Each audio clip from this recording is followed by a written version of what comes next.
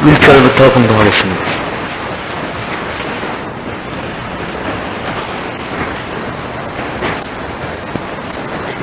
요한복음 20장 1절입니다.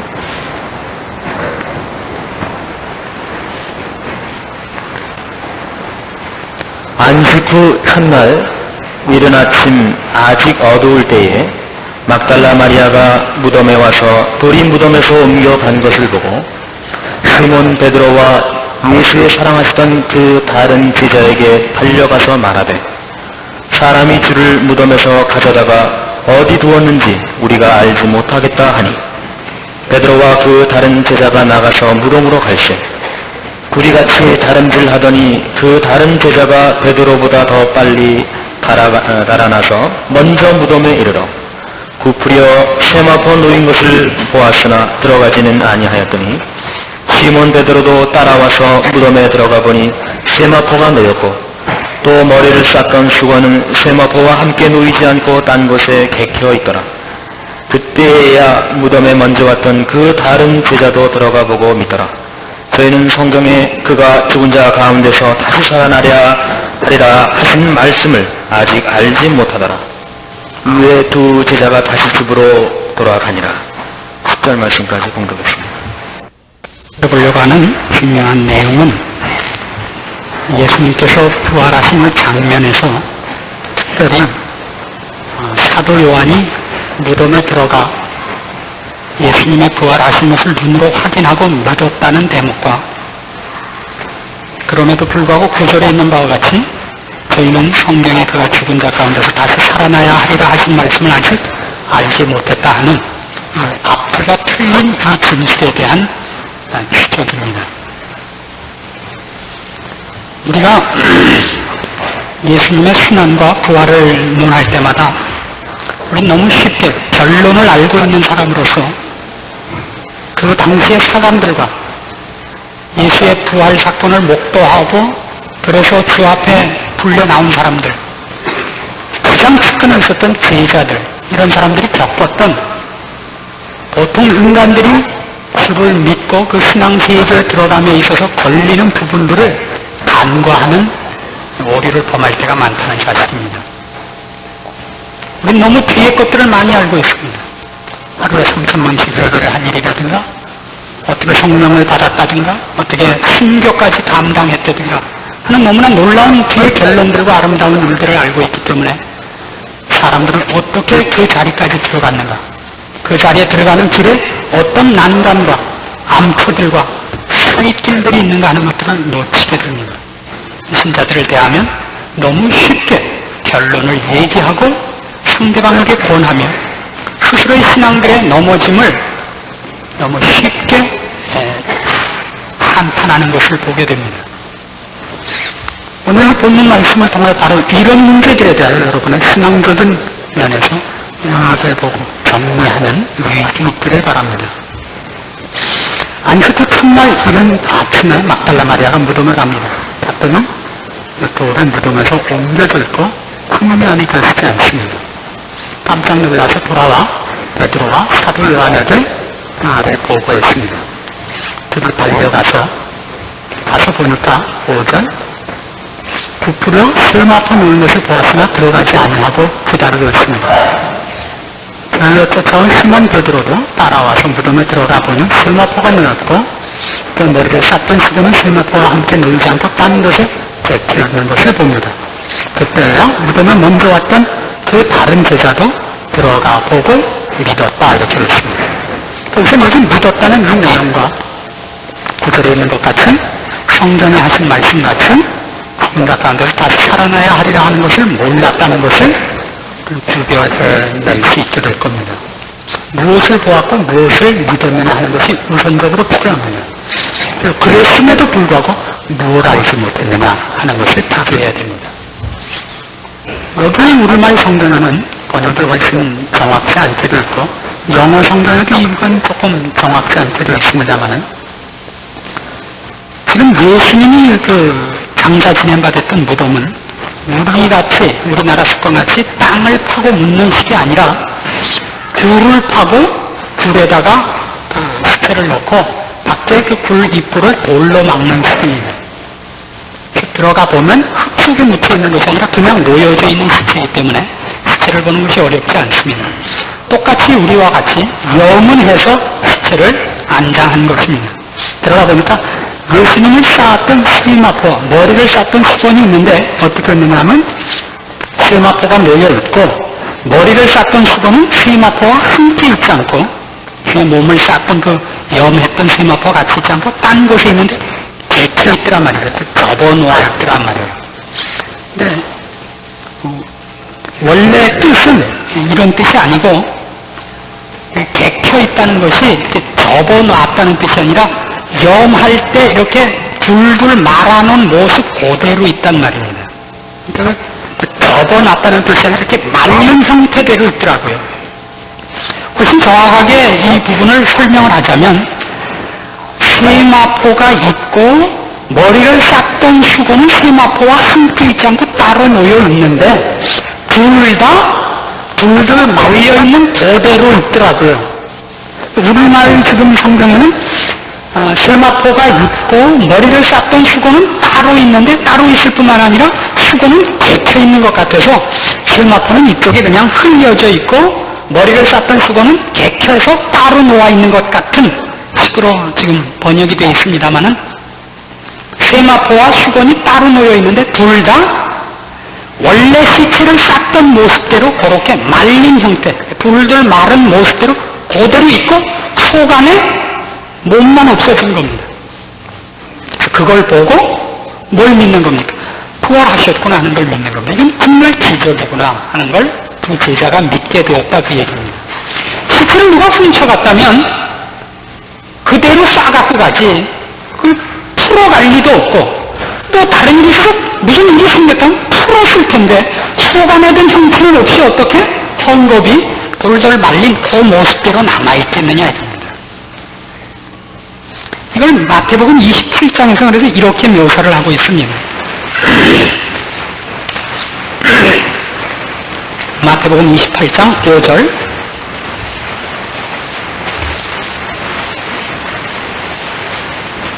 막달라 마리아와 이제 다른 마리아가 안식 후 첫날 이른 새벽에 찾아온 장면에서 천사를 만나는 장면입니다. 5절 천사가 여자들에게 일러 가로되 너희는 무서워 말라 십자가에 못 박히신 예수를 너희가 찾는 줄을 내가 아노라. 그가 여기 계시지 않고 그의 말씀하시던 대로 살아나셨느니라. 와서 그의 누우셨던 곳을 보라.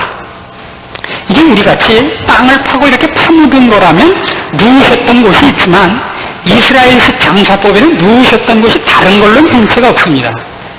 굴을 파고 굴 속에 던져놓은 것이기 때문에 누웠던 자리가 있는 게 아니라 지금 우리 요한복음 20장에서 본 바와 같이 이 말려있는 세마포를 지칭하는 것입니다. 바로 이렇게 누워 계셨던 분이 안에 있는 몸은 없어지고 그 모습은 그대로 있는 겁니다. 와서 누우셨던 것을 보라 라고 천사들이 얘기를 하게 되는 근거가 됩니다. 분명히 제자들은 부활을 믿었던 것이 사실입니다. 주님이 다시 사셨구나.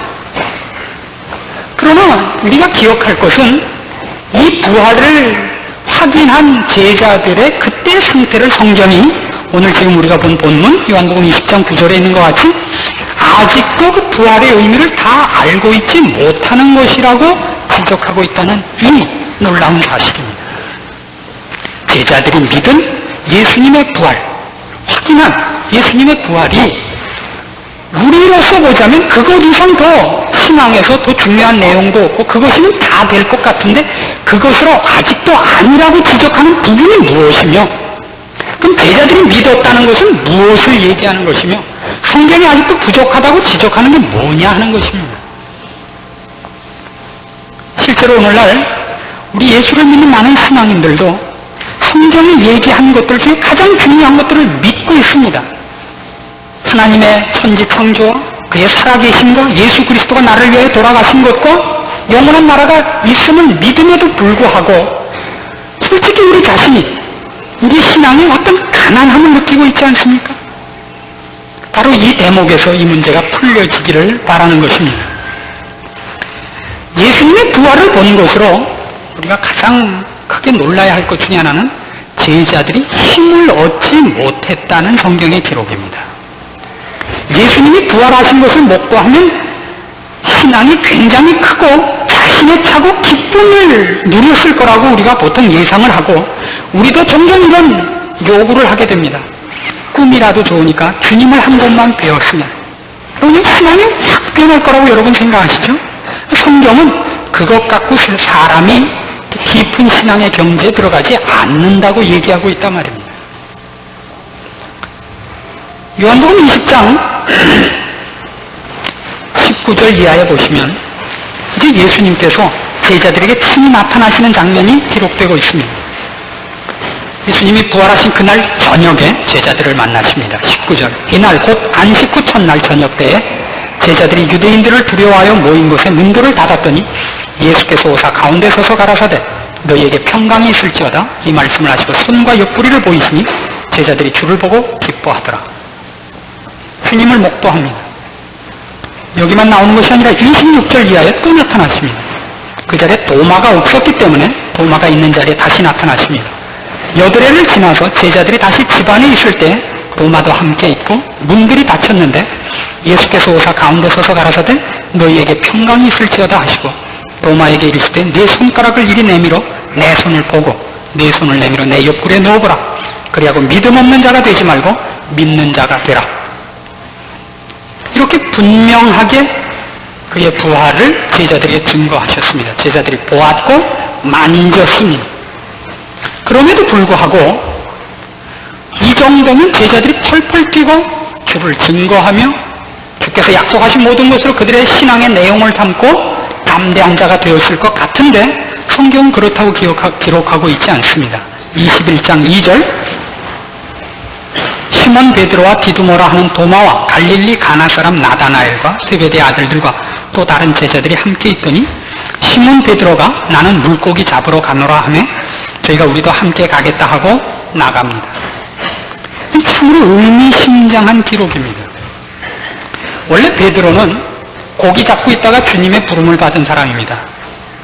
내가 너를 사람을 낚는 어부가 되게 하리라. 그래서 그물을 내어 던지고 쫓아왔던 사람인데 주님의 부활을 분명하게 목도하고 나서 어디로 가느냐 하면 고기 잡으러 돌아간다는 이 기록은 우리를 참으로 놀라게 하는 기록입니다. 이렇게 비유를 하셔도 좋습니다. 우리가 처음 예수를 믿었을 때 얼마나 큰 기쁨과 감격으로 예수를 믿고 기대와 결심을 가집니다. 다시는 죄를 짓지 아니하리라. 다시는 내가 세상 것에 눈을 돌리지 아니하리라. 그리고 작심 3시간, 그죠? 우리 어느 날 보면 옛날보다 더 들어와 있고 더 무너져 있고 더 그악스럽게 세상의 것을 탐하는 자신에 대해서 놀라지 않습니까? 무엇을 경험했음에도 불구하고 분명히 죄 씻음과 주께서 나에게 복 주심과 영원한 나라가 있음을 분명히 확인했고 지금도 갖고 있음에도 불구하고 왜 처음 결심하기 전보다 더한 상태에 와 있냐고. 요한복음 21장 기록은 참 재미있습니다. 그전에 고기라도 제대로 잡다가 붙잡혀 왔는데 주를 만나고 3년 동안 쫓아다니고 부활을 목도하고 와서 한 마리도 못 잡습니다. 완전히 그것까지 병신이 됩니다. 참 이상하죠.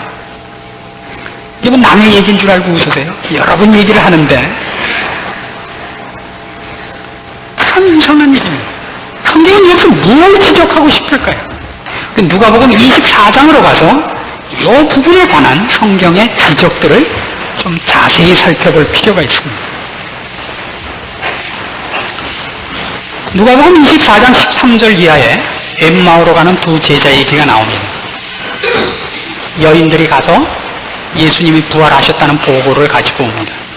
제자들은 그것을 반신반의했다 그럽니다.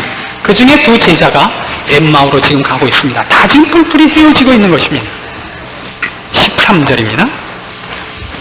그날에 저희 중 둘이 예루살렘에서 25일이 되는 엠마오라 하는 촌으로 가면서 이 모든 된 일을 서로 이야기하더라. 저희가 서로 이야기하며 문의할 때 예수께서 가까이 이르러 저희와 동행하시나 저희의 눈이 가리워져서 그인 줄 알아보지 못하거늘 예수께서 이르시되 너희가 길 가면서 서로 주고받고 하는 이야기가 무엇이냐 하시니 두 사람이 슬픈 빛을 띠고 머물러 서더라. 그 한 사람인 글로바라 하는 자가 대답하여 가로되 당신이 예루살렘에 우거하면서 그일 거기서 된 일을 홀로 알지 못하느냐? 가라사대 무슨 일이뇨? 가로되 나사렛 예수의 일이니 그는 하나님과 모든 백성 앞에서 말과 일에 능하신 선지자연을 우리 대제사장들과 관원들이 사형 판결에 넘겨주어 십자가에 못 박았느니라. 우리는 이 사람이 이스라엘을 구속할 자라고 바라노라. 이뿐 아니라 이 일이 된 지가 사흘째요. 또한 우리 중에 어떤 여자들이 우리로 놀라게 하였으니 이는 저희가 새벽에 무덤에 갔다가 그의 시체는 보지 못하고 와서 그가 살으셨다는 천사들의 나타남을 보았다 하니라. 또 우리와 함께 한 자 중에 두어 사람이 무덤에 가 과연 여자들의 말한 바와 같음을 보았으나 예주는 보지 못하였느니라 하거늘 가라사대 미련하고 선지자들의 말한 모든 것을 마음에 더디 믿는 자들이요 그리스도가 이런 고난을 받고 자기의 영광에 들어가야 할 것이 아니냐 하시고 이에 모세와 및 모든 선지자의 글로 시작하여 모든 성경에 쓴 바 자기에 관한 것을 자세히 설명하시니라. 이 엠마오로 가는 두 제자와 예수님의 대화 속에 바로 오늘 이 문제를 풀 수 있는 중요한 열쇠가 있습니다. 주님께서 제자들을 향하여 이렇게 꾸짖으십니다. 25절 미련하고 선지자들의 말한 모든 것을 마음에 더디 믿는 자들이요.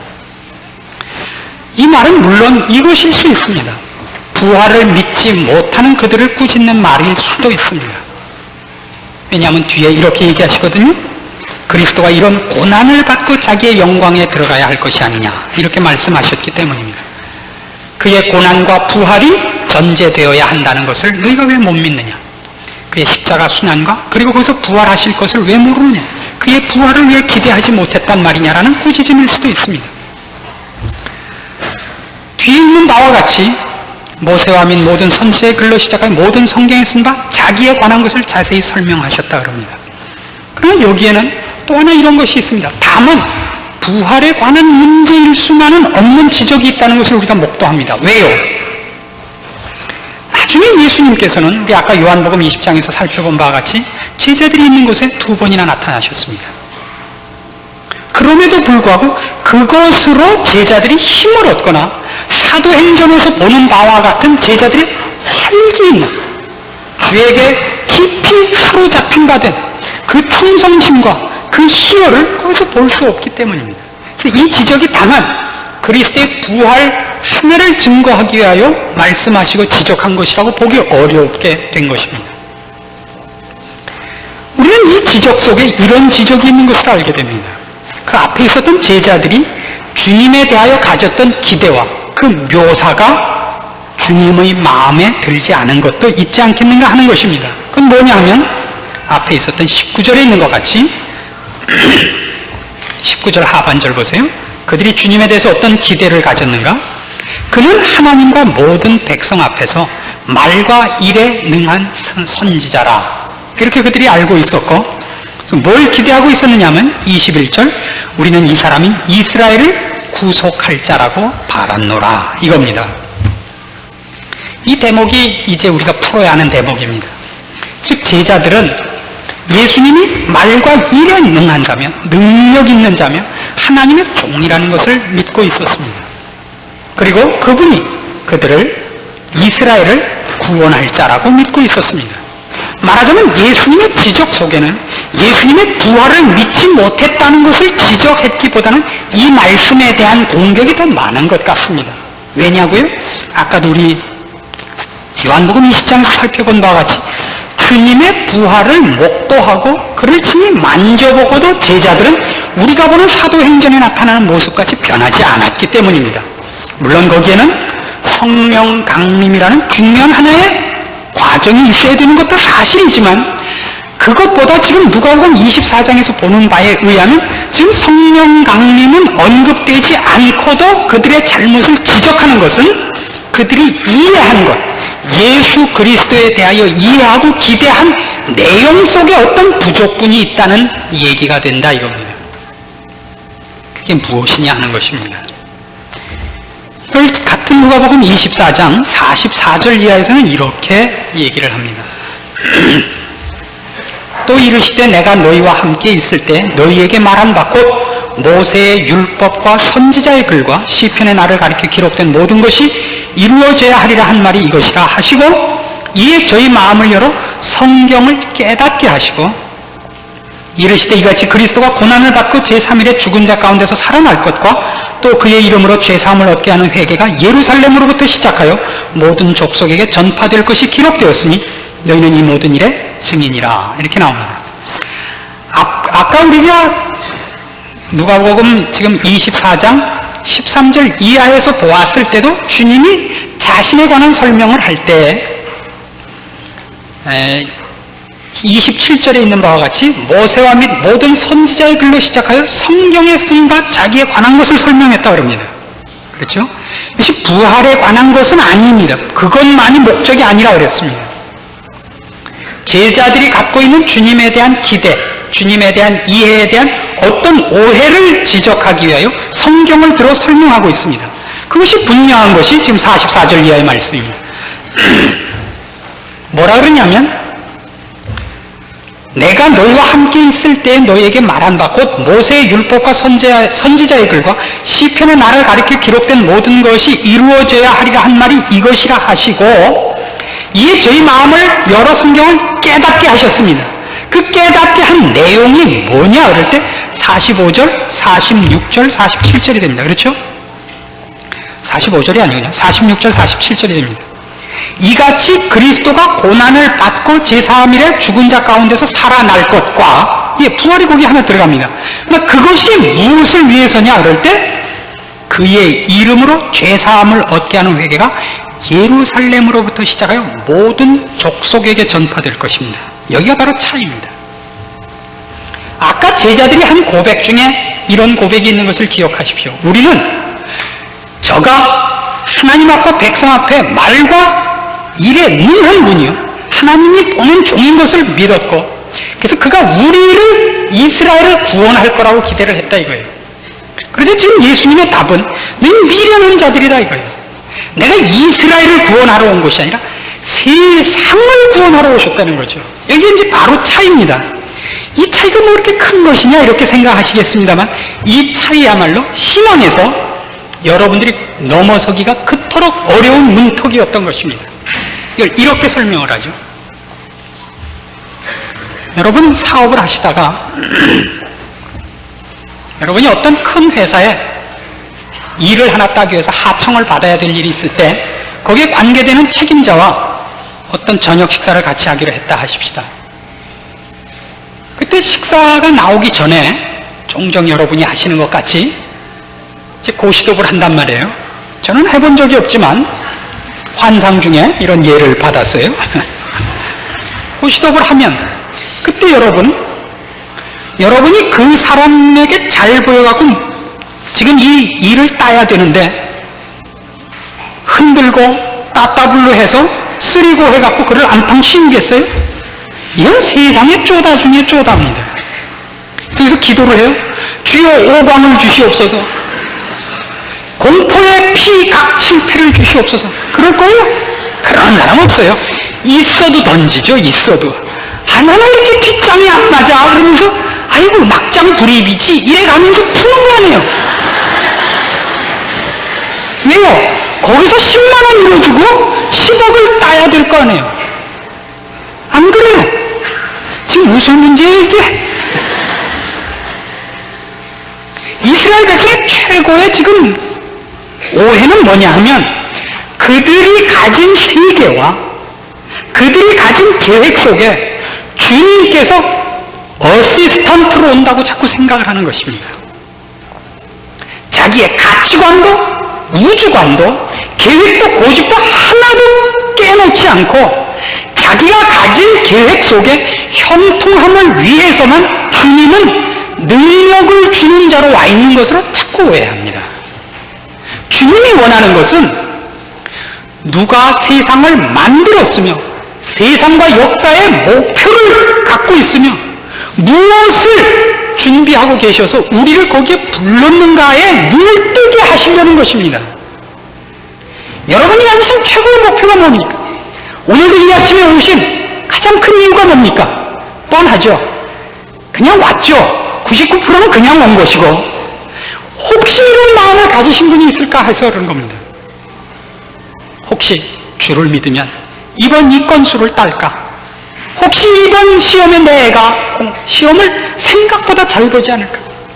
기도하고 시험보다 연필을 굴리면 그래도 정답에 가까워지지 않겠는가? 이런 것이 우리의 신앙의 근거가 된다면 그건 참으로 가난한 것이다 이겁니다. 미련하고 더디 믿는 자라 그러는 것입니다. 우리가 가진 세계관과 우리가 가진 어떤 목표와 계획에 우리가 붙잡혀 있고 주께서 그걸 돕기 위해서 오신 것이 아니라 우리를 이걸 깨우치기 위해서 오는 겁니다. 보이는 것이 전부가 아니다. 세상에서 박수 받는 것이 최고의 가치가 아니다. 네가 지금 달아하고 소원하고 소중히 여기는 것이 정말 귀중한 것이 아니다. 세상에서 박수 받는 것이 꼭 최고가 아니면 세상에서 너를 편케하는 것이 네게 꼭 이익이 되는 것이 아니다. 그걸 깨고 나를 쫓아라. 왜요? 우주가 무엇이며 영원이 무엇이며 진리가 무엇이며 생명이 무엇인가를 우리에게 펼쳐 보이므로 우리에게 바로 그리로 들어오도록 요청하는 것이 기독교 신앙의 최고의 핵심이요 권면하는 내용인 것입니다. 그래서 성경은 우리에게 죽기를 요구할 수 있는 것입니다. 나를 따르려거든 자기를 부인해라. 자기 생명을 얻고 싶거든 자기 생명을 버려라. 으뜸이 되고 싶으면 섬기는 자가 되라. 왜 그런 얘기를 해요? 지금은 고시도태에서 딸 때가 아니라 이뤄주고 건수 따야 될 때란 말입니다. 이 세상 살아있는 것이 우리 인생의 전부가 아니며 다음 세상이 있으며 그 다음 세상을 지금 준비하는데 여기서 지금 치고받고 여기 있는 것을 뺏는 싸움을 하지 말고 이 일로 말미암아 하나님께 잘 보이라 말입니다. 이것이 성경이 하는 얘기입니다. 우리는 얼마나 그런 의미에서 미련한 사람들입니다.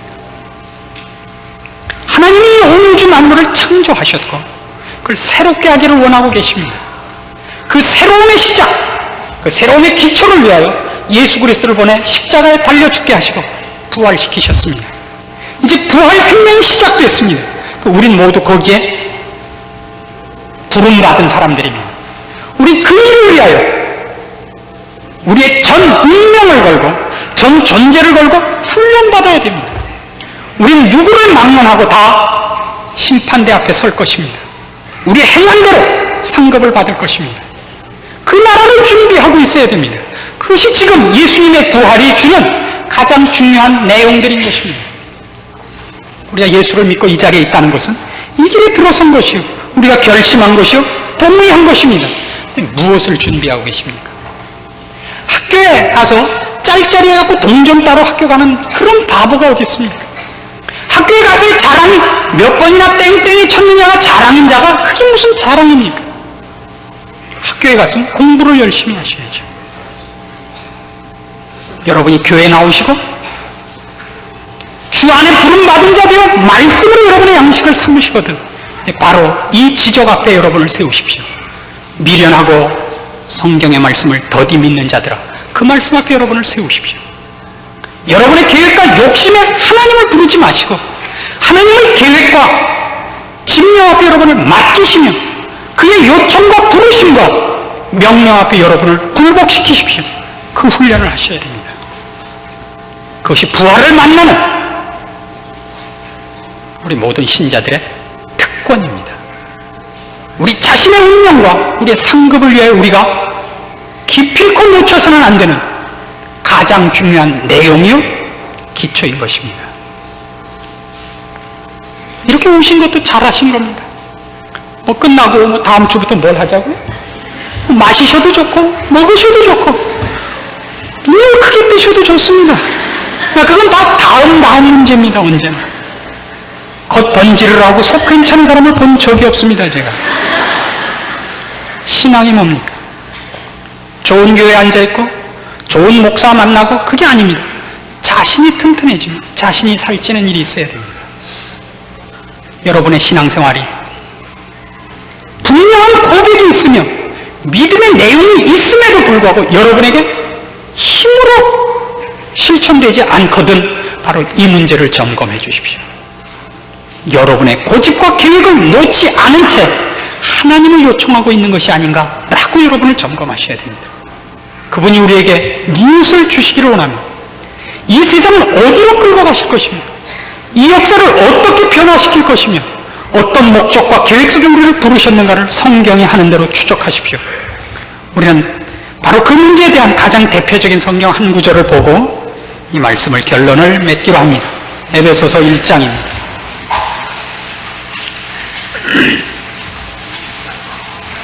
에베소서 1장 17절 말씀입니다. 우리 주 예수 그리스도의 하나님 영광의 아버지께서 지혜와 계시의 정신을 너희에게 주사 하나님을 알게 하시고 너희 마음 눈을 밝히사 그의 부르심의 소망이 무엇이며 성도 안에서 그 기업의 영광의 풍성이 무엇이며 그의 힘의 강력으로 역사하심을 따라 믿는 우리에게 베푸신 능력의 지극히 크심이 어떤 것을 너희로 알게 하시기를 구하노라. 그렇습니다. 우리 기업의 영광의 풍성이 무엇인가를 아셔야 됩니다. 우리를 부르시니 우리를 불러 이 자리에 있게 하신 우리 하나님이 우리에게 무엇을 주려고 하는가? 우리 운명의 그 결정이 무엇인가?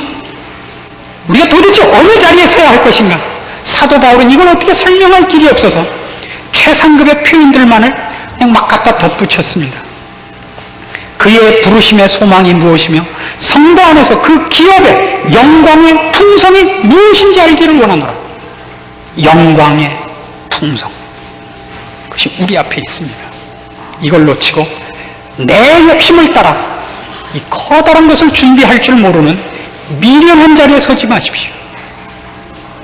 여러분의 복된 신분과 하나님이 여러분을 향하여 갖고 계시는 복된 약속들을 놓치지 마십시오. 기도하십시다. 하나님 아버지의 은혜를 감사합니다. 오늘도 우리를 사랑하시는 것과 복 주시기를 기뻐하시는 것과 영광의 자리로 오늘도 인도하고 계심을 인하여 감사드립니다. 구하옵기는 우리의 미련하고 어리석은 것을 주님 불쌍히 여기시고 우리 마음 눈을 밝히시니 우리로 깨닫는 마음 주시사 성경을 밝히 알게 하시옵소서. 주의 부르심의 소망을 알게 하시옵소서. 그리하여 주께서 부르신 그 부름을 향하여 우리의 힘과 정과 열을 다하여 쫓아가는 자들 되게 하시옵소서. 그것이 우리의 축복이여 자랑인 줄 알게 하시옵소서.